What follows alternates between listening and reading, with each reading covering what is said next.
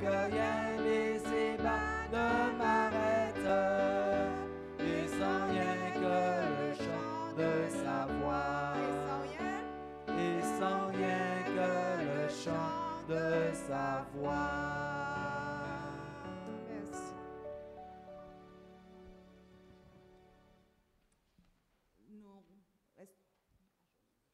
Nous prosternons pour la prière.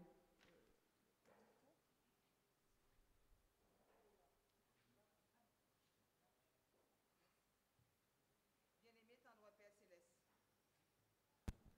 bien-aimé tendre Père, je te remercie, je te loue, je t'exalte, je bénis ton Saint-Nom, je te rends grâce et gloire pour ton amour, pour ta bonté, pour ta compassion et ta miséricorde envers nous.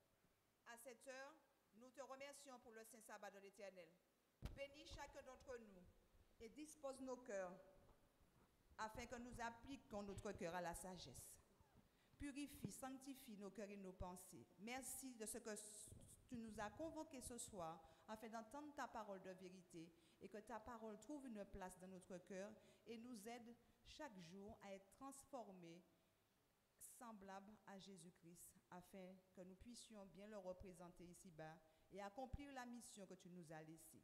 Bénis le prédicateur et bénis le message et le messager. Que le message trouve une place dans notre cœur et nous aide à glorifier ton nom dans nos comportements et nos attitudes ici dans cette commune aux prêcheurs. Nous avons besoin de toi. Nous te réclamons le Saint-Esprit. Nous te réclamons ta protection divine. Bénis, assiste, fais du bien à tout un chacun, non seulement à nous, tes enfants ici, mais à toute la commune, les enfants, les jeunes, les troisième âge, les couples, et tous ceux, Seigneur, qui te cherchent, laisse-toi trouver par eux. Au nom puissant de Jésus, je te réclame ces grâces avec le pardon complet de nos fautes. Au nom de Jésus. Amen.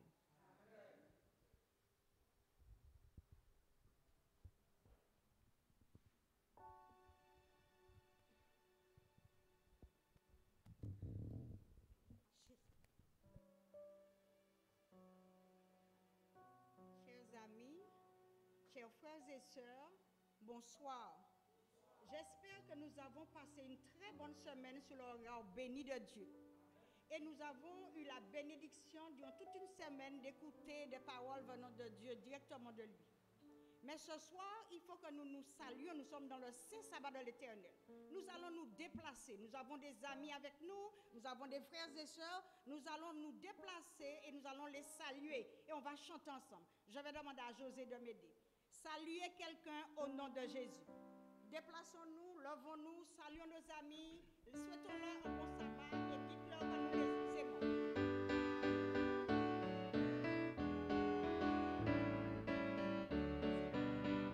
Saluez quelqu'un au nom de Jésus, dites-lui que vous l'aimez au nom de Jésus et qu'on peut travailler ensemble pour lui. Tout le monde sourit. Alléluia. Alléluia. Dieu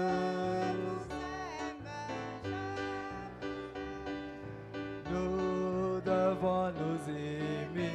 Alléluia. Dieu vous aime. Je vous aime. Nous devons nous aimer.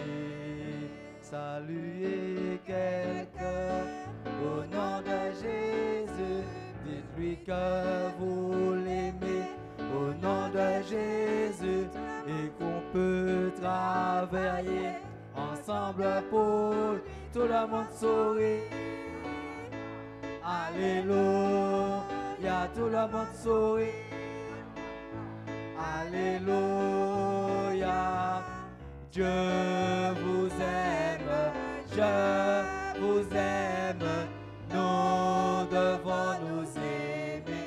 Alléluia, Dieu vous aime, je vous aime, nous devons nous aimer. Bienvenue à tous dans le Seigneur.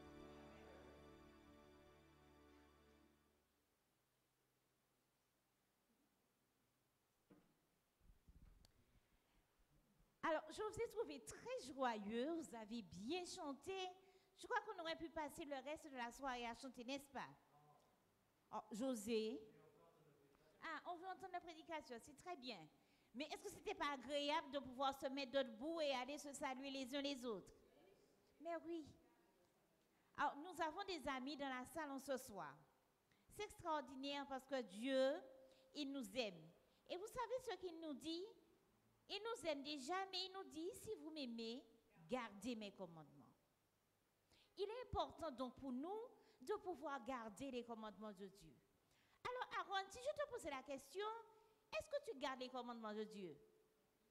Eh bien, faisons quoi? Juste un tout petit.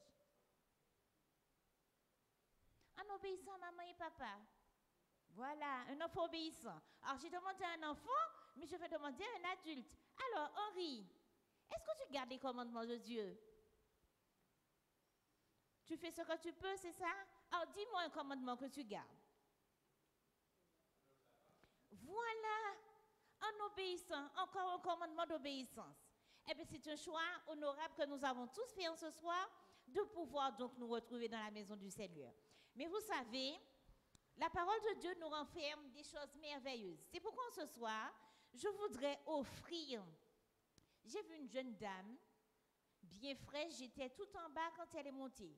Je voudrais lui offrir ce livre qui dit « Les 10 commandements supprimés 2 fois ». Nous avons l'assurance que les commandements de Dieu sont là et elles sont véritables, n'est-ce pas? Quand elle va prendre connaissance, elle pourra mieux comprendre ce que l'auteur a voulu donc nous dire à travers ce livre. Alors, je vais donc inviter la sœur Pad à venir jusqu'à moi pour pouvoir porter ce livre à Yolande. Alors, sœur Pad, tu te connais pas, sœur Pad?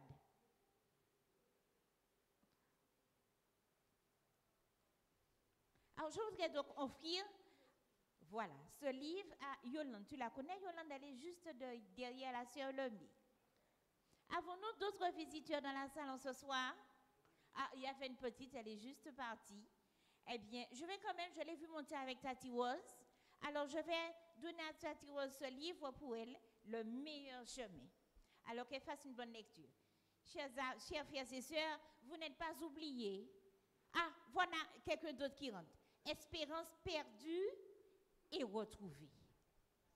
L'espoir fait vivre. José, alors je t'offre l'honneur d'offrir ce petit livre à Moïse qui est tout au fond. Alors que Dieu nous bénisse en ce soir et à dimanche soir, mais dès demain, vous êtes attendus avec un aussi joli sourire, encore mieux pour pouvoir mieux adorer Dieu pleinement avec un cœur joyeux. Que Dieu nous bénisse tous en ce soir.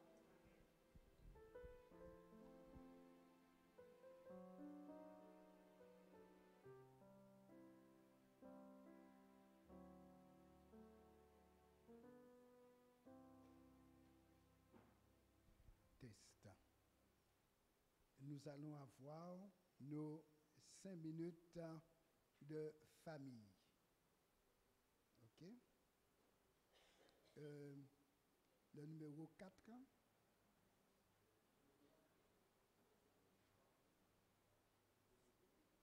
Oui, c'est à lui. Oui.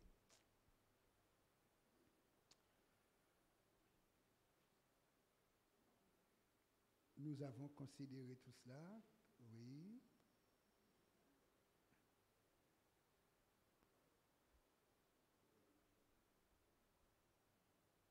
OK, nous avons vu tout cela déjà.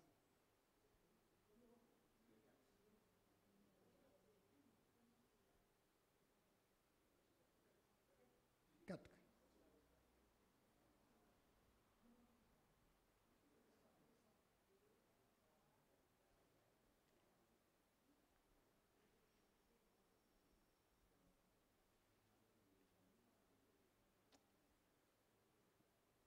Alors, clé numéro 4 pour un foyer heureux, c'est maintenir ouvertes toutes les lignes de la communication. Alors, remarquez bien, quand nous parlons, nous avons 3 manière d'exprimer nos pensées, nos paroles, nos émotions. Et quand on regarde, un homme peut dire jusqu'à 25 000 mots dans une journée et une femme 50 000 mots. Et quand une femme a dit ces 50 000 mots, ce ne sont que 7% de sa communication. Mais remarquez bien, le ton de la voix, c'est 38%. Effectivement, on peut ne pas dire beaucoup, sinon. Et nous savons que ça veut dire beaucoup, n'est-ce pas?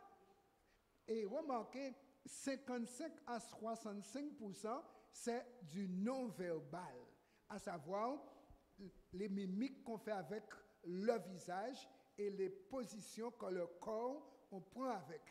Ça dit beaucoup, n'est-ce pas?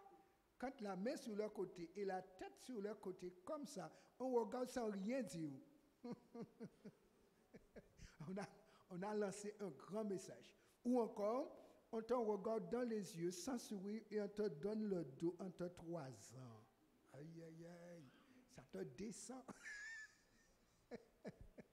C'est vrai, on ne t'a rien dit, mais on t'a fait comprendre. OK? Donc, quand nous parlons, la Bible dit ceci, que votre parole soit toujours accompagnée de grâce, assaisonnée de sel, pour savoir comment il faut répondre à chacun. Donc, quand la première personne prend la parole, c'est l'orateur, la personne exprime son problème et en même temps manifeste ses sentiments, puisque un problème est toujours accompagné de sentiments et d'émotions. Et la personne va formuler ses souhaits par rapport au problème. La personne veut que leur problème disparaisse, soit solutionné. Et pour cela, elle doit faire des déclarations en je. Il ne faut jamais dire tu, parce que le tu tue. D'accord? Effectivement, le problème, le conjoint peut ne pas être au courant du problème, mais c'est la partenaire ou le partenaire qui connaît son problème. Donc, il doit dire je. Peu importe ses sentiments, ses émotions, mais ça se passe chez lui. L'autre n'a rien provoqué. Parfois, l'autre peut provoquer aussi. Mais c'est l'individu qui perçoit, sent et ressent. Donc, il dit je. Maintenant, l'auditeur, celui qui est en face, va interpréter ce qui a été dit en je. Va empathiser. Empathiser qui veut dire, eh bien, pouvoir se mettre à la place de la personne pour sentir ce que l'autre sent. Et c'est pourquoi Jésus a dit, tout ce que vous aimeriez que les hommes fassent pour vous, faites-le de même pour eux. Donc, quand quelqu'un exprime un problème, on doit d'abord écouter pour comprendre et ensuite voir que si on était dans la même situation, qu'est-ce qu'on aurait senti? Et à partir de ce moment maintenant, on va refléter la pensée de l'autre et maintenant dire sa déclaration en tu. Maintenant, je tutoie la personne parce que j'ai empathisé, j'ai compris sa situation et maintenant je lui dis, ah bon, je t'ai fait telle chose, c'est ainsi que tu as ressenti ça, c'est ainsi que tu as perçu cela, mais je n'avais pas l'intention de... D'accord? Et quand effectivement on peut empathiser, effectivement on ne va pas critiquer, mais on va écouter, analyser, chercher à comprendre. Et à ce moment-là maintenant, la troisième phase, c'est ensemble, on va passer à l'étape négociation. Et là, la communication, vous voyez, est bien ouverte. Tout passe, les idées, les mots, les sentiments, les émotions. Et ensemble, maintenant, on va soigner la situation en cherchant à résoudre le problème. On dit qu'il faut 2 personnes pour un conflit, mais il faut aussi 2 personnes pour le résoudre. Alors, c'est pourquoi la Bible dit que nous devons être prompts à écouter, l'un à parler et surtout à se mettre en colère. Alors, clé numéro 5, placer les désirs de mon conjoint au-dessus des miens. Parce que trop souvent, on est égocentrique. C'est moi, rien que moi d'abord, moi en premier. Et si on va voir pour toi, ça c'est destruction du foyer. Ouais, d'accord. Et la Bible dit ceci. Nous qui sommes forts, nous devons supporter les faiblesses de ceux qui ne le sont pas et ne pas chercher ce qui nous plaît. Que chacun de nous plaise au prochain pour ce qui est bien en vue de l'édification, car Christ n'a pas cherché ce qui lui plaisait. La croix n'était pas agréable, les clous n'étaient pas agréables, mais pour notre bien-être, Jésus est monté à la croix. Il a cherché d'abord notre bien-être. Donc, entre époux, chacun va chercher le bien-être de l'autre. Et c'est ça qui va faire que la communication sera meilleure. La racine de tout problème marital est moi d'abord. La solution de tout conflit est mon conjoint d'abord. Donc, à partir de ce soir, vous avez 2 clés supplémentaires. Alors, ne restez pas à étouffer dans la maison. Ouvrez les portes, de l'air passera, de la lumière aussi. Vous respirerez et vous serez en santé.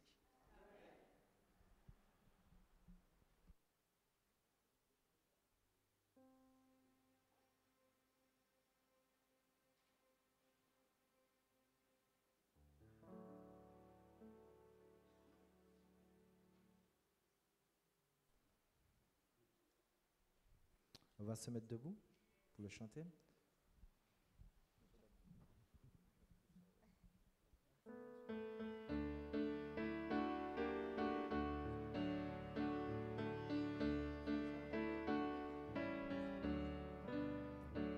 Je suis vraiment Seigneur et mon Maître, sans jamais m'éloigner de ses pas, sans que rien ici-bas ne m'arrête, et sans rien que le chant de sa voix.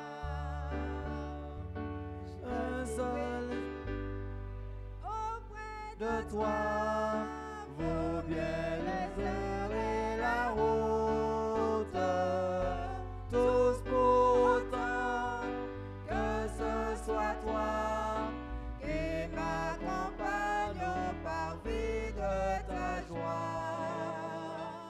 Je suis vraiment Seigneur et mon Maître, sans jamais m'éloigner de ses pas, sans que rien ici-bas ne m'arrête, et sans rien que le chant de sa voix, et sans rien que le chant de sa voix.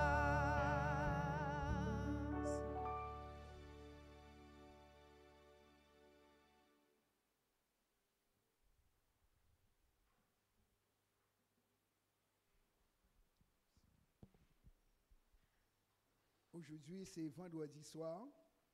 Nous allons avoir un petit moment de prière spécial. Vous savez, en tant qu'humain, il nous arrive d'avoir, comme on dit, des creux de vagues.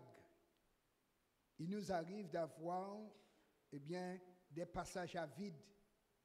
Et comme David le disait, traversant la vallée de l'ombre de la mort, parce qu'on est malade. Et Dieu est un Dieu qui nous assiste dans toutes les situations. Alors, nous avons proposé une boîte à prière. Je vais demander qu'on puisse m'apporter la boîte à prière. Alors, dans cette boîte, vous déposez vos demandes de prière. Je n'ai pas besoin de lire. Dieu, il connaît ce que vous demandez. Par contre, moi, ce que je fais, c'est simplement présenter vos besoins à Dieu. J'ai eu l'occasion de voir Dieu faire de grandes choses dans ces occasions, jusqu'à guérir le cancer au cerveau. Très bien. Voilà. Très bien. Si vous avez votre demande, écrivez rapidement et vous allez venir glisser dans la boîte et ensuite je vais pouvoir prier.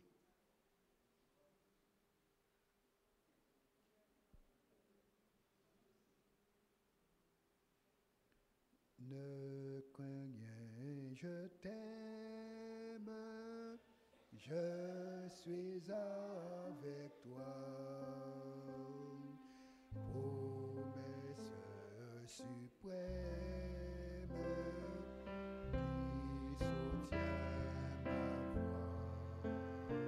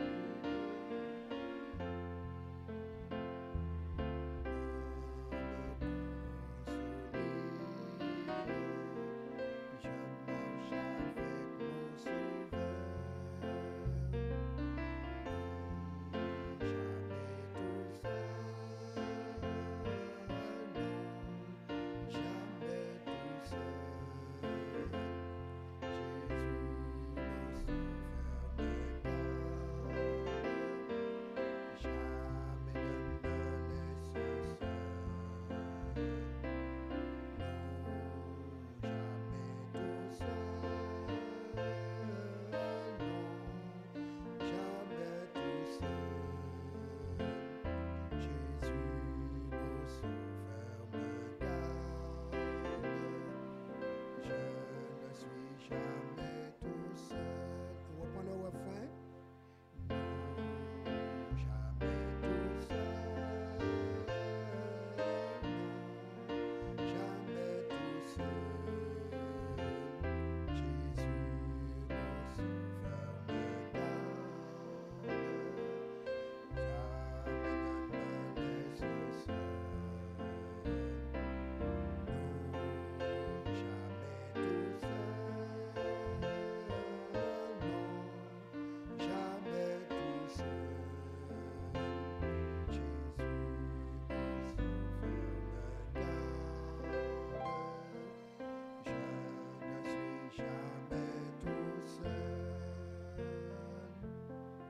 Dieu ne nous laisse jamais seuls.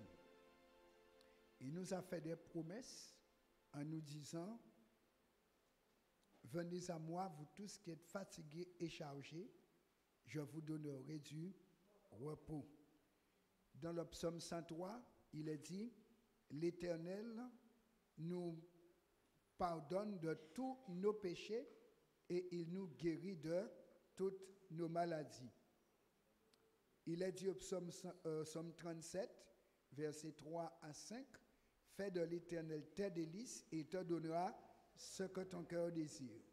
Et Dieu nous a dit, vous me chercherez et vous me trouverez si vous me cherchez de tout votre cœur. Nous prions. Éternel, notre Père, notre Dieu, voici les demandes de tes enfants qui croient en toi, qui te font confiance et qui te demandent du secours, qui te demandent d'intervenir de manière puissante dans leur vie par rapport à leurs problèmes actuels, par rapport à une situation difficile. Éternel, toi qui vois les cœurs, toi qui lis les pensées, tu n'as pas besoin que nous t'informons de quoi que ce soit, mais tu veux simplement que nous puissions partager avec toi nos besoins en tant que papa. Et Jésus nous a donné la garantie que si nous qui sommes méchants, nous savons donner de bonnes choses à nos enfants, notre Père Céleste peut nous donner aussi de bonnes choses, nous qui demandons. Et puisque ta parole nous dit, demandez et vous recevrez, frappez et l'on vous ouvrira, nous frappons à la bonne porte ce soir. Nous frappons à la porte de notre Père bien-aimé Et nous savons que tu es plein de miséricorde. Et quand tu ouvres ta main, tu rassasies à soi tout ce qui a vie. Nous te demandons ce soir de prendre en compte chaque besoin exprimé et que tes enfants puissent voir ta lumière luire sur eux. Ta main les toucher pour guérir, pour pouvoir débloquer des situations difficiles, ouvrir des portes fermées et, Seigneur, guérir des maladies qui jusqu'à présent n'ont pas trouvé de solution.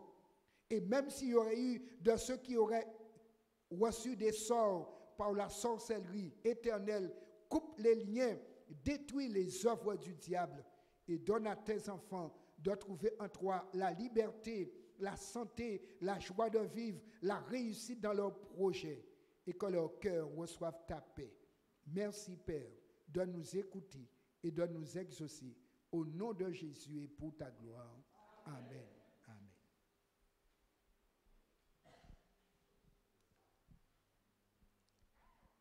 Ce soir, je vous amène deux endroits. Au jardin de Gethsémani, là où Jésus avait l'habitude de prier pour nous. Voici un olivier qui a près de 2000 ans, qui nous rappelle le jardin, quand on dit mont des oliviers, jardin de Gethsémani, ici nous sommes au jardin des oliviers, au pied du mont des oliviers et dans le jardin de Gethsémani. Gethsémani signifie lieu du pressoir. Et tout à l'heure, je vais vous emmener voir où se trouvait l'endroit où Jésus a transpiré du sang pour pouvoir nous sauver. Et nous sommes aujourd'hui vendredi, qu'on appelle vendredi saint. Voici où Jésus a été arrêté le jeudi soir et on va le crucifier ce vendredi. Voici l'endroit où le jeudi, il a transpiré du sang parce que le poids du péché a été déposé sur lui. Et Jésus a accepté de porter le poids des milliards d'habitants. Et à la croix, il a dit tout est accompli. Il a payé le prix pour tous nos péchés, pour toutes nos fautes. Ainsi donc, chers amis, frères et sœurs, Jésus a porté déjà le poids de nos péchés. C'est pourquoi nous devons lui confesser les fautes de manière à trouver miséricorde pour la vie éternelle.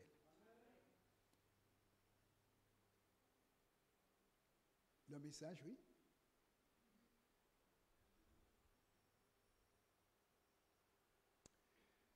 Avec Jésus, l'avenir commence quand? Et pourquoi aujourd'hui? C'est parce que personne ne peut rencontrer demain. Donc on ne peut pas dire, Seigneur, je veux, mais demain je viendrai. Puisque personne ne peut rencontrer demain. C'est pourquoi on dit toujours demain, si Dieu veut. Mais quand on s'est réveillé, on dit, merci Seigneur, j'ai vu quand? Est-ce que j'ai vu demain? J'ai vu aujourd'hui. Et c'est pourquoi nous demandons le pain pour aujourd'hui. Ainsi donc, être sauvé, c'est aujourd'hui. Car si on meurt dans la nuit, est-ce que demain peut nous apporter le salut? Voilà pourquoi il nous faut expérimenter la puissance de Jésus aujourd'hui, maintenant, pour commencer à vivre la vie nouvelle. Nous allons faire un petit résumé pour ceux de nos amis qui n'étaient pas là mercredi soir, pour que nous continuions ensemble. Donc, on a vu que Jésus, pour nous sauver, il nous justifie. Et dans la justification, il y a la première phase où Jésus nous déclare juste, et la deuxième phase maintenant où il va nous rendre juste. La première phase nous donne accès au ciel parce qu'on a été habillé par Jésus, et la deuxième phase nous qualifie pour demeurer au ciel simplement parce que nous allons suivre les directives de Dieu. Et voici ce qui est dit. L'ange de l'Éternel fit à Josué cette déclaration. Ainsi parle l'Éternel des armées. Si tu marches dans mes voies, si tu observes mes ordres, tu jugeras ma maison et tu garderas mes parvis et je te donnerai libre accès parmi ceux qui sont ici. Il a habillé Josué, mais maintenant qu'il est habillé, le diable est parti. Il dit à Josué, maintenant, tu dois observer mes ordres, tu vas me servir dans ma maison et après, tu pourras entrer chez moi. Donc, lorsque Jésus nous justifie, nous sommes sauvés, mais il faut rester sauvés et pour cela, nous devons donc continuer à obéir. C'est pourquoi Saint Paul dit, mais maintenant, étant affranchis du péché et devenus esclaves de Dieu, vous avez pour fruit la sainteté et pour fin la vie éternelle. Libérés du péché, on a été graciés, ce n'est pas pour continuer à pécher, mais c'est pour apprendre à obéir comme Dieu nous l'a demandé. Après la chute, Dieu a habillé Adam et Ève de vêtements de peau pour couvrir leur nudité physique. Aujourd'hui encore, c'est Dieu qui fournit leurs vêtements pour leur prochain paradis et c'est toujours lui qui nous habille. Face au diable, seulement Dieu peut nous habiller. Et l'ange me dit, écris, heureux ceux qui sont appelés au festin des noces de l'agneau. Seuls les habillés en blanc vont manger à la fête que Dieu a préparée. Et il me dit, ces paroles sont les véritables paroles de Dieu. Bienvenue donc à la noce de l'agneau. Par contre, il faut être habillé. Jésus veut t'habiller aujourd'hui. Il doit entrer dans ta vie pour pouvoir le faire. C'est si Jésus entre en nous, alors son vêtement va tomber sur nous. Mais si Jésus reste dehors, son linge reste entre ses mains. C'est en dedans qu'il habille. Dehors, nous restons nus. Et quand on laisse Jésus en dehors de notre vie, en fait, c'est nous-mêmes qui restons en dehors du ciel. Ce soir donc, nous allons voir ce sujet important. Adorer pour être transformé. Donc aujourd'hui, vivre avec Dieu et vivre selon Dieu. L'adoration est au cœur du système de la vie. Le principe est le suivant. Dieu est le créateur. Lucifer fut le premier à cesser d'adorer. Et lorsqu'il a cessé d'adorer, il est devenu le diable et Satan. Ce péché, mes amis, c'est cesser d'adorer Dieu. C'est un acte d'indépendance. Chaque fois que nous péchons, nous prenons notre indépendance et nous faisons comme Lucifer. Il a cessé d'adorer, il a pris son indépendance, il est devenu diable. Et chaque fois que nous péchons, c'est un acte d'indépendance vis-à-vis de Dieu. Nous nous rebellons pour rejoindre Satan. Et c'est ça, mes amis. Et ça a coûté la vie à Jésus. Chaque péché a coûté à Jésus le clou. Et l'apôtre nous dit, chaque fois que nous péchons, nous clouons à nouveau Jésus. Les créatures de Dieu dépendent de lui pour leur existence, tout comme les branches dépendent du tronc de l'arbre pour vivre, pour pousser des feuilles et donner des fruits. Quand Dieu nous sauve, il nous ramène à la véritable adoration pour continuer à exister. C'est pourquoi les chrétiens sont en stage d'adoration. Et si nous passons le stage d'adoration, nous recevrons le bac brevet d'aptitude céleste. Le Notre Père, c'est cela. Que ta volonté soit faite sur la terre comme au ciel. Et si on a réussi à faire comme au ciel, donc on a l'aptitude au ciel. Et c'est pourquoi on doit commencer aujourd'hui pour passer le bac. Il ne faut pas attendre, mes amis. À la fin de notre expérience, Dieu va juger la qualité de notre adoration pour nous mettre au ciel. Par la véritable adoration, Dieu travaille à nous transformer à son image. Voilà pourquoi Jésus a dit dans Jean 4, verset 23, « Les vrais adorateurs adoreront le Père en esprit et en vérité, car ce sont là les adorateurs que le Père demande. » Comment adorer Dieu en esprit et en vérité? Et quel sera le résultat de cette adoration dans la vie du croyant? Vous savez, l'adoration a un principe. Et nous allons découvrir le principe de l'adoration à partir du principe de fonctionnement de l'univers dessiné par le Créateur lui-même. Observez ceci. De l'atome à la galaxie, il y a une loi. Remarquez bien, l'atome est la plus petite partie divisible d'un corps. Et remarquez, au centre de l'atome, il y a un noyau. Et autour du noyau, il y a des électrons qui tournent, qui circulent. C'est comme la Lune tourne autour de la Terre et la Terre autour du Soleil. D'accord? Maintenant, nous avons les galaxies. Et les galaxies sont une immensité d'étoiles. On appelle une galaxie une ville d'étoiles. Et remarquez, la galaxie aussi a un centre. Et le centre est plus lumineux. Tout comme Dieu est le plus lumineux au ciel. Donc, le noyau est lumineux, le centre de la galaxie est lumineux, et au ciel, Dieu est source de lumière pour les créatures. Toutes les galaxies gravitent autour du trône de Dieu. Effectivement, tout l'univers est en mouvement, mais autour du trône de Dieu. Et c'est pourquoi ils se maintiennent en ordre et à leur place, parce que tous respectent la loi de la gravitation universelle.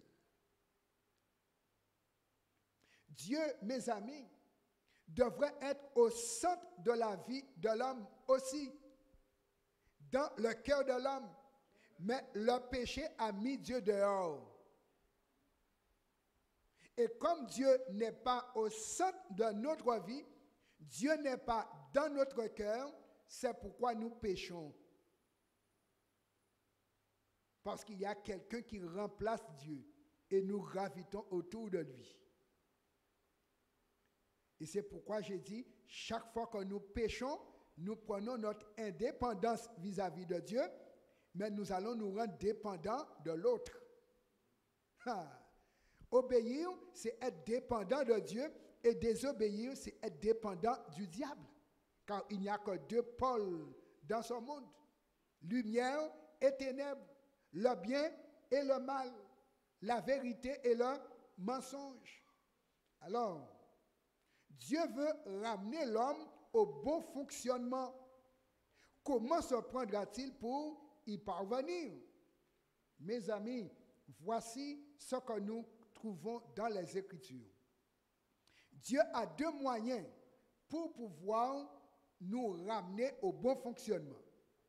Il a la loi qui fonctionne comme la radiographie et ensuite le médecin qui lui fonctionne comme la grâce.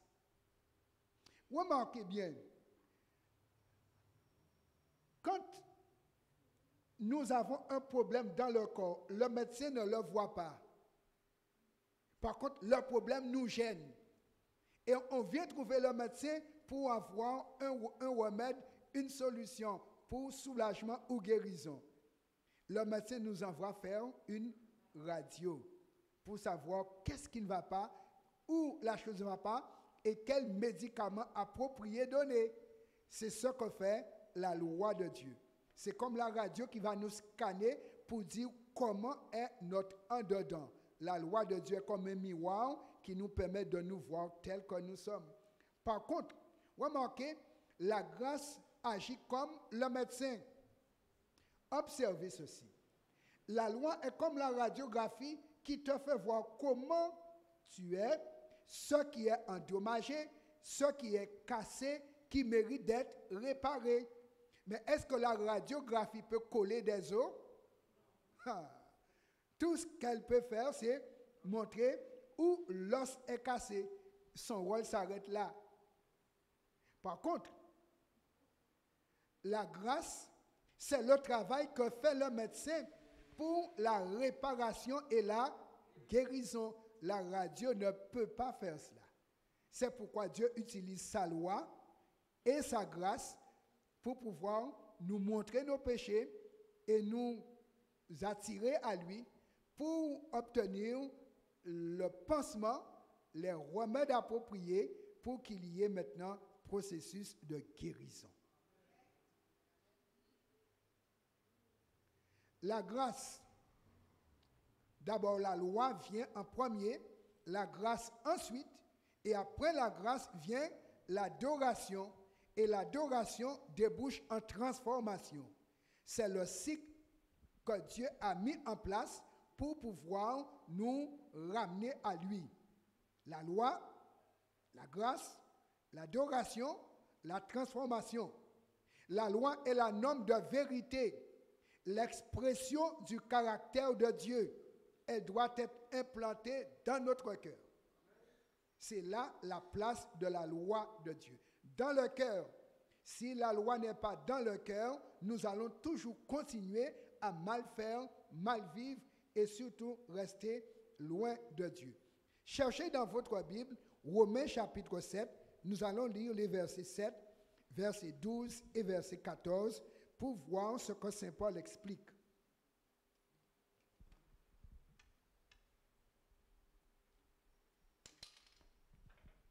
Romains chapitre 7, verset 12, verset 7 d'abord, verset 12 et verset 14.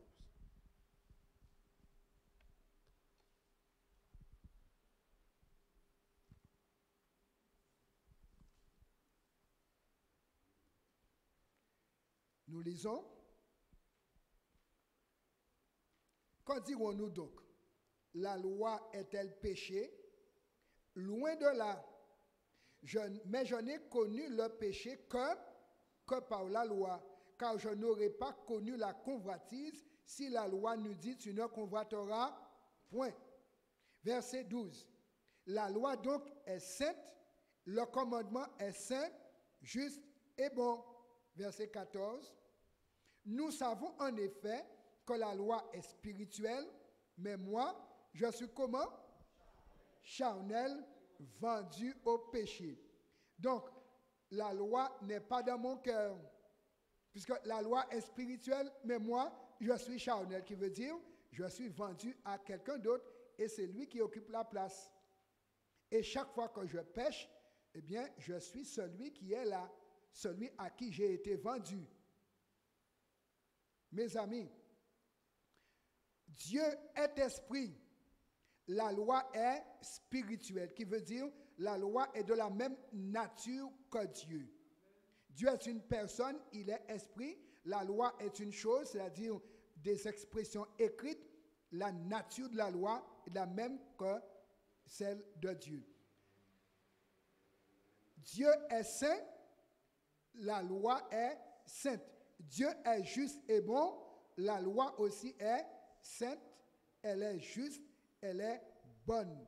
Donc, tout comme Dieu est juste, bon et saint, il a écrit pour nous qui il est pour que nous sachions comment être si nous devons être ses enfants. La grâce est le processus mis en place et le pouvoir que Dieu exerce pour extirper le péché dans le cœur et installer sa loi. La grâce, c'est le processus que Dieu met en place pour ôter le péché et pour installer sa loi. Vous habitez au prêcheur, vous avez l'habitude de manger du poisson, pour beaucoup d'entre vous. Est-ce qu'un pêcheur au prêcheur a déjà pêché un poisson salé?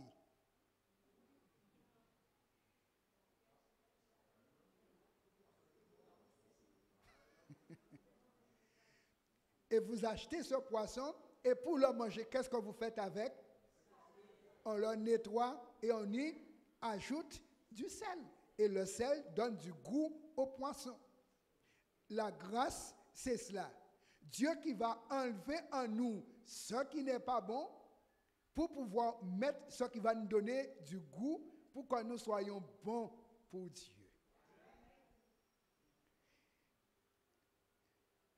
Le processus de la grâce nous est présenté par Saint Paul dans Tite 2, versets 11 à 14. Tite, chapitre 2, versets 11 à 14.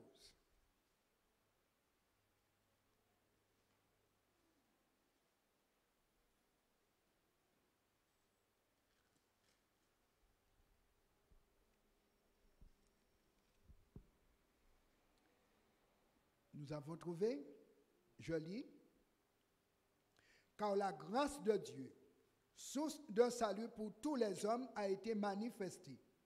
Elle nous enseigne à renoncer à l'impiété et aux convoitises mondaines et à vivre dans le siècle présent selon la sagesse, la justice et la piété, en attendant la bienheureuse espérance et la manifestation de la gloire du grand Dieu et de notre Sauveur Jésus-Christ, qui s'est donné lui-même pour nous, afin de nous racheter de toute iniquité, et de se faire un peuple qui lui appartienne, purifié par lui et zélé pour les bonnes œuvres. Remarquez bien, l'apôtre présente le processus de la grâce. Dieu a versé une rançon pour avoir le droit de transformer les hommes qui sont volontaires. Si nous voulons être transformés, Dieu il fait le nécessaire. Et pensez, Jésus était sur la croix, le larron qui lui dit, souviens-toi de moi quand tu viendras dans ton règne. Et Jésus qui dit, je te le dis aujourd'hui, tu seras avec moi dans le paradis. Dieu veut enlever toute iniquité qui est la transgression de la loi. En grec, transgression de la loi, c'est anomia, qui veut dire le rejet de la loi. Et c'est pourquoi nous péchons. Chaque fois que nous péchons, nous rejetons la loi pour faire à notre tête. Alors que la loi nous guide, nous montre ce qui est bien, ce qui est bon et ce qui est sain, mais nous faisons à notre tête. Donc, Dieu va d'abord enlever en nous la vieille habitude de faire à notre tête. C'est pourquoi nous puissions lui dire que ta volonté soit faite. Troisièmement, avec la grâce, il va purifier nos cœurs et nous donner l'envie de ne faire que ce qui est bien. Quatrièmement, il va donner la capacité à renoncer régulièrement à l'impiété et aux convoitises mondaines qui corrompent notre vie. Il nous donne la capacité. Donc, quand Satan vient nous tenter, vient nous séduire, nous pouvons dire non, cette fois-ci, je ne marche pas. Et permettez-moi de vous dire, le diable ne peut obliger aucun de vous à pécher. Il n'a pas ce pouvoir. Il ne peut obliger personne à pécher. C'est toi qui vas l'écouter. Et comme dit la fable de La Fontaine, le renard et le corbeau, tout flatteur vit aux dépens de celui qui l'écoute. Si tu écoutes le diable, tu vas tomber. Mais si tu écoutes Dieu, tu restes debout. C'est pourquoi il est dit, il va amener la personne à vivre dans le siècle présent selon la sagesse, qui veut dire discernement entre le bien et le mal. Le diable ne peut plus nous tromper parce que Dieu nous éclaire maintenant. Et on va vivre selon la justice, qui veut dire ce que réclame la loi de Dieu. Donc la grâce de Dieu n'annule pas la loi de Dieu. Au contraire, la loi et la grâce fonctionnent de pair. Nous allons pouvoir vivre aujourd'hui selon la piété, qui veut dire une vie de soumission à Dieu, une vie d'adoration, comme Jésus l'a démontré, parce que Jésus a vécu parmi nous, mais comme il était dépendant de Dieu, il a adoré son Père face au diable. Il a dit toujours, il est écrit. Et Jésus nous dit, veillez et priez pour ne pas tomber dans la tentation. Alors, lorsque nous avons reçu la grâce et que la grâce fonctionne, nous allons pouvoir vivre l'adoration qui transforme. Voici le principe de la véritable adoration. Dieu doit être l'objet et le sujet de l'adoration. Quand Dieu est l'objet, c'est ce qui se présente à la pensée, qui est occasion ou matière pour l'activité de l'esprit. Donc, je mets Dieu dans ma tête. Je pense à Dieu parce qu'il m'a dit, tu vas aimer le Seigneur de tout ton cœur, de toute ta pensée, de toute ta force, de toute ton âme. Donc, je vais mettre Dieu au centre de mes réflexions. Ensuite, il sera le sujet, qui veut dire tout ce auquel je vais penser va tourner autour de Dieu. Et quand Satan vient me tenter, je ne pourrai plus aller dans son sens parce que Dieu sera au centre de mon esprit, en totalité dans mon cœur, remplissant mon âme. Donc je ne pourrai plus aimer les choses du diable parce que j'aime Dieu qui est dans mon esprit et dans mon cœur. Voici les 3 phases de la véritable adoration. Premièrement, Dieu, il appelle l'homme. L'homme répond et ensuite il va y avoir un moment de partage. Et c'est à ce niveau du partage que Dieu a l'occasion de nous transformer. Nous allons voir une démonstration dans la vie de Moïse. Dans Exode 34, versets 1 à 3. L'Éternel dit à Moïse, taille 2 tables de pierre comme les premières, et j'y écrirai les paroles qui étaient sur les premières tables que tu as brisées. Sois près de bonne heure, et tu monteras dès le matin sur la montagne de Sinaï. Tu te tiendras là devant moi sur le sommet de la montagne. Que personne ne monte avec toi et que personne ne paraisse sur toute la montagne. Et même que ni brebis ni bœufs ne paissent près de cette montagne. Moïse tailla 2 tables de pierre comme les premières. Il se leva de bon matin et monta sur la montagne de Sinaï, selon l'ordre que l'Éternel lui avait donné. Et il prit dans sa main les 2 tables de pierre. L'Éternel descendit dans une nuée, se tint là auprès de lui et proclama le nom de l'Éternel. Moïse fut là avec l'Éternel 40 jours et 40 nuits. Et soulignez ceci, il ne mangea point de pain, il ne but point d'eau.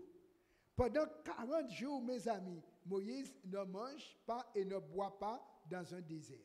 Et il ne meurt pas. Pourquoi? Eh bien, la présence de Dieu, cette connexion qu'il a avec Dieu, eh bien, le nourrit mieux que le pain et l'eau, parce que Dieu est la vie. L'Éternel écrivit sur les tables les paroles de l'Alliance, les 10 paroles. Combien de paroles Dieu a écrites? Alors ce soir, laissez-moi voir vos mains gauches. Combien de doigts qu'il y a dedans? Laissez-moi voir maintenant la main droite. Ça fait 10. Quel doigt vous gêne maintenant dans les 10?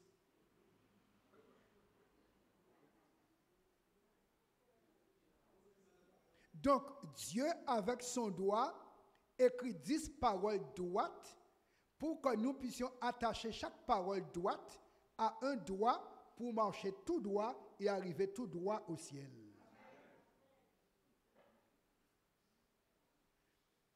Est-ce qu'un chrétien peut dire il y a un commandement en trop parmi les 10? Si on dit qu'il y a un commandement en trop, c'est qu'on est plus haut que le Créateur, on veut corriger le Créateur et on fait comme Lucifer qui a voulu corriger le Créateur en adoration et qui devint diable. On ne peut pas corriger Dieu. Dieu est l'étalon et il écrit pour nous comment être chez lui et avec lui. Ce n'est pas l'humain de dire à Dieu comment il doit faire et ce qu'il doit dire. C'est pourquoi, dans le Notre Père, on dit que ta volonté soit faite. Et comme Dieu, il a écrit 10 paroles, il ne va pas enlever une parole pour moi. Car Dieu ne change pas. La Bible dit, Moïse descendit de la montagne de Sinaï, ayant les 2 tables du témoignage dans sa main. En descendant de la montagne, il ne savait pas que la peau de son visage rayonnait parce qu'il avait parlé avec l'Éternel. Que c'est beau.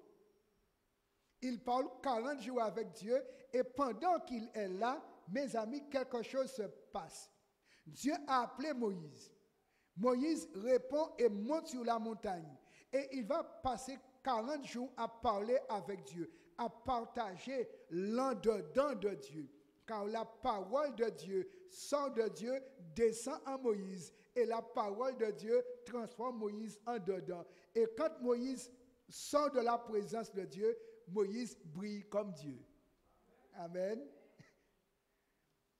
Moïse brille comme Dieu.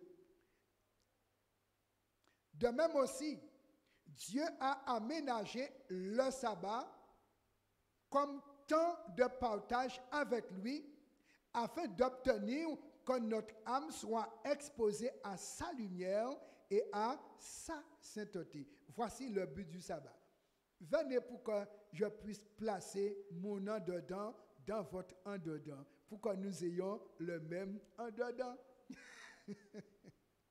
Alors, dans ce moment de partage, il fait son travail imperceptiblement en tout vrai adorateur. C'est pourquoi Moïse a été rendu lumineux sans qu'il s'en rende compte. En 40 jours, il est devenu lumineux. De même aussi, quand nous passons du temps avec Dieu, il fait son travail. On ne peut pas le mesurer, mais Dieu le fait. Voici ce qu'il dit. Dans Ézéchiel 20, verset 12, « Je leur donnai aussi mes sabbats comme un signe entre moi et eux, pour qu'ils connussent que je suis l'Éternel qui fait quoi? Je suis l'Éternel qui les sanctifie. » Donc, Dieu va aménager 24 heures pour nous rendre lumineux. Et même si nous ne voyons pas la lumière, mais Dieu voit la lumière placée et Satan voit la lumière aussi. Et lorsque Jésus reviendra, toute la lumière accumulée en dedans va jaillir à l'extérieur. C'est ce que la Bible nous explique. Jésus nous demande des preuves d'amour concret. Et c'est pourquoi il dit dans Jean 14, verset 15, « Si vous m'aimez, gardez mes commandements. » Jésus n'a pas changé les commandements de Dieu le Père. Et ayant gardé les mêmes commandements, il nous dit, si nous l'aimons, on doit aussi garder les mêmes commandements. Dans les 10 commandements, il y a un qui fixe un rendez-vous d'amour de 24 heures chaque semaine avec Dieu. Le sabbat, c'est rendez-vous d'amour. Ce n'est pas rendez-vous pour prendre des coups. C'est rendez-vous d'amour avec Dieu pour recevoir sa sainteté. Voici ce que Dieu écrit parmi les 10 paroles. Souviens-toi du jour du repos pour le sanctifier, qui veut dire le mettre à part. Tu travailleras 6 jours, tu feras tout ton ouvrage, pour ton patron, pour ta femme, pour ton mari, pour le professeur. Tu fais ces choses-là pendant 6 jours pour eux. C'est moi qui te le dis. Par contre, Dieu dit, mais le 7e jour est le jour du repos de l'Éternel, ton Dieu. Souligné, c'est le jour de Dieu. Est-ce que Dieu peut dire, j'ai créé 7 jours, mais je vais enlever un jour. J'ai créé un jour de trop. Jusqu'à présent, nos semaines ont 7 jours. Donc, le 7e jour demeure parce que c'est ce jour-là, Dieu nous dit de nous en souvenir. Tu ne feras aucun ouvrage, ni toi, ni ton fils, ni ta fille, ni ton serviteur, ni ta servante, ni ton bétail, ni l'étranger qui est dans tes portes. Remarquez, le sabbat n'est pas pour le juif seulement, il est pour le bœuf. Le bœuf n'est pas juif. Il est pour l'âne et le cheval. Ces animaux ne sont pas des animaux juifs. Remarquez, Dieu dit pour l'étranger. Donc, comme nous sommes en Martinique, c'est pour nous aussi étrangers par rapport au peuple juif. Mais le corps que nous avons, c'est Dieu qui l'a créé. Il a besoin de repos aussi. Il a besoin d'être saint aussi. Donc, puisque c'est un rendez-vous de sainteté, rendez-vous avec le Créateur, toute créature, quelle qu'elle soit, homme ou animaux, ce jour-là, on est au repos. Puisque l'animal dépend de Dieu pour sa vie. Nous dépendons de Dieu. Dieu nous dit, car en 6 jours, l'Éternel a fait les cieux, la terre, la mer et tout ce qui est contenu. Et qu'est-ce qu'il a fait? Il s'est reposé le 7e jour. C'est pourquoi l'Éternel a béni le jour du repos et l'a sanctifié. Est-ce que Dieu sait compter, mes amis? Et quel jour il a demandé? Le 7e. Donc si Dieu dit le 7e, c'est qu'il a commencé à compter 1 pour arriver au 7e, pas vrai? Donc ne trompons pas Dieu sur le jour. Dieu connaît quel jour est le 7e. Et quand on lui dit que ta volonté soit faite, on doit lui donner le jour que lui, il a déclaré comme étant le 7e. Observez ceci. Que voyez-vous? C'est un jour de mariage. Combien de femmes qu'il y a? Elles sont toutes belles, pas vrai? Si le fiancé vient, l'époux, et il dit, oh, elles sont toutes belles, je prends celle qui est à l'extrême gauche. Que va dire celle qui est en blanc?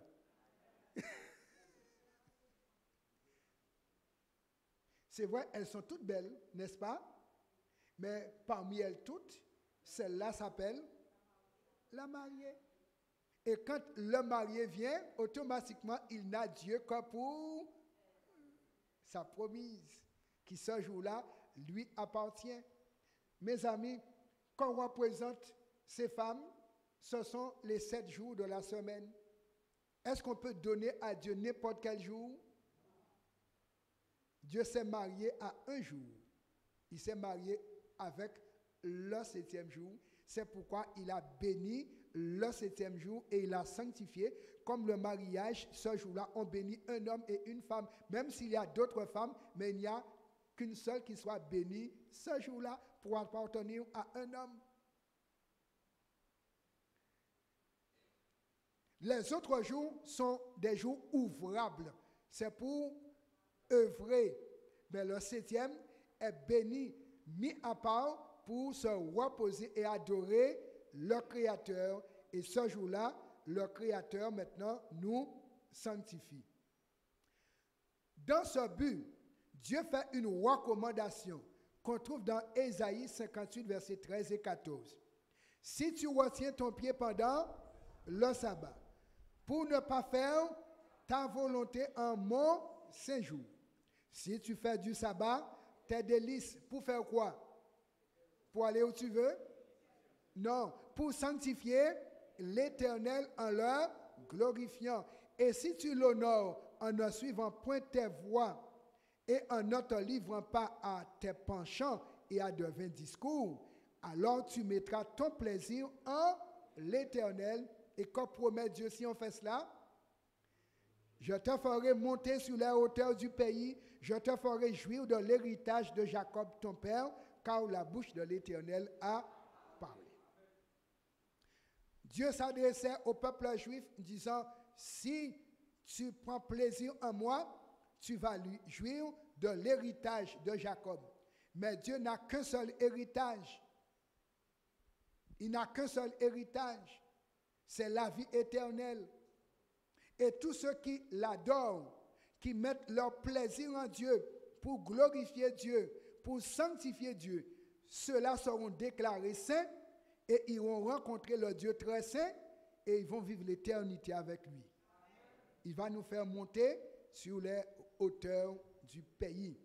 La véritable adoration conduit l'adorateur à entrer en proximité avec Dieu, se nourrir de sa parole, contempler sa personne, son caractère, et c'est ça qui va transformer la personnalité de l'adorateur parce qu'il va penser comme Dieu pense, agir comme Dieu agit. Et il a dit ceci dans 2 Corinthiens 3, verset 18, « Nous tous qui, le visage découvert, contemplons comme dans un miroir la gloire du Seigneur, nous sommes transformés en la même image de gloire en gloire, comme par le Seigneur l'Esprit. » En 40 jours, Moïse a été rendu lumineux. Nous, de sabbat en sabbat, nous sommes transformés de gloire en gloire, qui veut dire de ressemblance en ressemblance, jusqu'à être comme Dieu. Voici pourquoi Dieu a ménagé le sabbat et il nous donne le Saint-Esprit pour faire le travail de sanctification en dedans. Quand nous obéissons et que nous venons adorer, le Saint-Esprit transforme et sanctifie.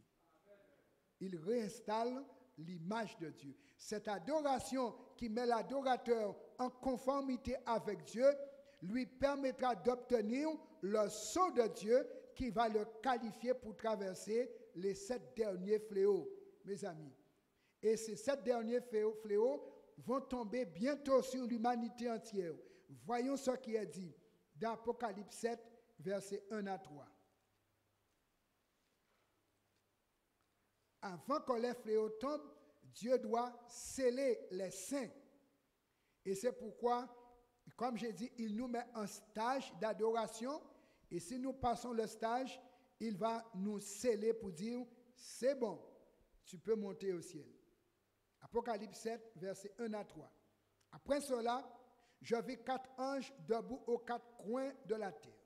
Ils retenaient les 4 vents de la terre, afin qu'il ne soufflât point de vent sur la terre, ni sur la mer, ni sur aucun arbre. Et je vis un autre ange qui montait du côté du soleil levant et qui tenait le sceau du Dieu vivant. Il cria d'une voix forte aux 4 anges à qui il avait été donné de faire du mal à la terre et à la mer, et il dit, « Ne faites point de mal à la terre, ni à la mer, ni aux arbres, jusqu'à ce que nous ayons marqué du sceau le front des serviteurs de notre Dieu. » Et Jésus a dit, Dieu le Père demande de vrais adorateurs, ceux qui l'adorent en esprit et en vérité. Et le Saint-Esprit nous suit. Et si nous nous exerçons à adorer Dieu en esprit et en vérité, qui veut dire d'après les directives données, à la fin, il va nous sceller pour dire c'est conforme, c'est authentique, c'est bon, tu peux partir pour le ciel. Et là, Jésus reviendra nous chercher. À la fin du temps de grâce, ceux-là seront trouvés comme Dieu, parce qu'on ne peut pas mettre un sceau sur un document qui n'est pas conforme. Et lorsque nous serons rendus dans la sainteté de Dieu, conforme à Dieu, nous serons scellés, et là, Jésus va dire, c'en est fait. Et à ce moment, même le diable ne pourra détourner les saints de l'adoration de Dieu et de la sainteté. On est scellé dans la sainteté. Le diable va venir, mais il ne pourra rien faire avec nous, tout comme Jésus, il n'a rien pu faire avec Jésus. Alors, ce soir, pour finir, Saint Paul nous invite à copier notre Créateur qui est dans le ciel pour devenir photocopie de Dieu. Voyons cela dans Hébreux 4, versets 9 à 11. Hébreux 4, versets 9 à 11. L'apôtre nous dit, il y a donc un repos de sabbat réservé au peuple de Dieu. Car celui qui entre dans le repos de Dieu se repose de ses œuvres comme Dieu s'est reposé des siennes. Efforçons-nous donc d'entrer dans ce repos afin que personne ne tombe en donnant le même exemple de désobéissance. Si je pose la question ce soir, combien de personnes n'est pas fatiguées? Combien vont lever la main? Tu n'es pas fatigué. Très bien. Il est tout jeune, on comprend. Et comme il est en vacances, il n'y avait pas de livre. Bon, il s'est reposé. Mais je peux vous dire, pour la plupart d'entre nous, nous avons sommeil déjà, pas vrai?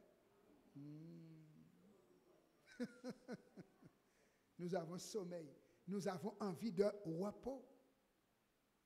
Mes amis, Dieu a mis deux rythmes de repos. Le repos nocturne de chaque jour et le repos de 24 heures le 7e jour. Nous avons besoin de ces deux repos pour notre équilibre mental, physique, spirituel et moral. C'est pourquoi Saint Paul nous dit, efforcez-vous de copier Dieu. Donc chaque sabbat, rencontrons le Créateur parce que c'est son jour de repos, jour où il nous bénit. La science a découvert que chaque sabbat, nos glandes surrénales sont rechargées en adrénaline pour donner des forces pour la semaine qui va recommencer. Le sabbat nous fait du bien physiquement, nous fait du bien moralement, nous fait du bien spirituellement. Donc, venons au Créateur, adorons le Créateur et préparons-nous à rejoindre les anges qui, eux, gardent le sabbat avec Dieu régulièrement. Puissions-nous être des chrétiens photocopies conformes de Jésus-Christ certifié céleste. Amen. Nous allons nous mettre debout pour prier et demander à Dieu de nous aider à être de ces vrais adorateurs qu'il demande. Éternel, notre Père, notre Dieu, merci de nous avoir rappelé et expliqué l'importance du sabbat, son but dans ton projet et programme de transformation des hommes de pécheurs en saints.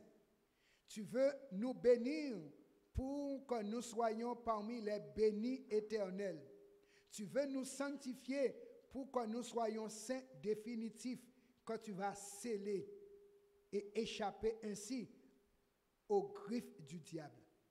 Tu nous invites à la véritable adoration.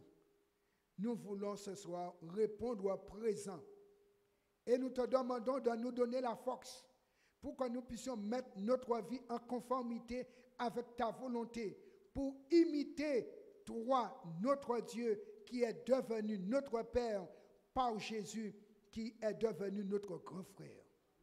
Il nous a donné l'exemple pour que nous, ses petits frères, nous puissions le suivre et être comme lui, de vrais disciples. Père, donne-nous ton esprit, remplis nos cœurs, afin que nous ayons le désir de conformité céleste et que nous nous exercions ici-bas pour vivre la vie du ciel. Donne-nous la force de réussir. Nous te prions et te remercions au nom de Jésus et pour ta gloire. Amen. Je vous invite donc, pour ceux de nos amis, à venir avec nous demain matin. Le sabbat a déjà commencé depuis au coucher du soleil aujourd'hui. Et demain, nous avons rendez-vous ici pour adorer le Créateur, eh bien, avec les anges. Soyez donc avec nous demain, depuis 8h45. Que Dieu vous garde, vous bénisse. Bonne nuit et à demain, si Dieu veut.